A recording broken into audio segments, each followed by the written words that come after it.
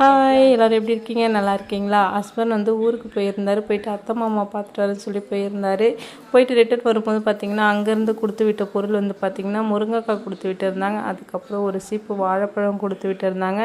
நம்ம மரத்தில் வச்சுருந்த கொய்யாப்பழம் கொடுத்து விட்டுருந்தாங்க. இது வந்து பார்த்திங்கன்னா நாட்டு கொய்யா.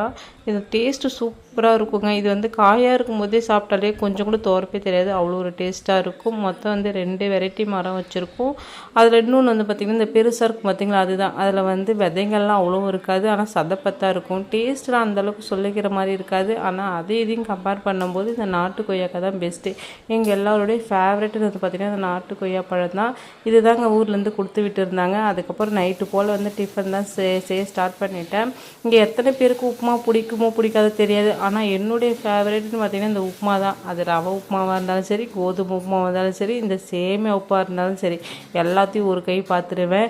பிரியாணி எத்தனை பேருக்கு பிடிக்குமோ அதே மாதிரி இந்த சேமியாவையும் எனக்கு அந்தளவுக்கு பிடிக்கும். இதெல்லாம் வேண்டாம் விருப்பம் ஒதுக்கிலாம் தள்ள மாட்டேன். ஏன்னா பசி ருசி அறியாது சொல்லுவாங்கள்ல, அதே போல் தான். பசிக்கு சாப்பிடணுமே தவிர ருசிக்கெலாம் சாப்பிட வேண்டாம்ப்பா. என்னை பொறுத்த வரைக்கும் இதுதான்.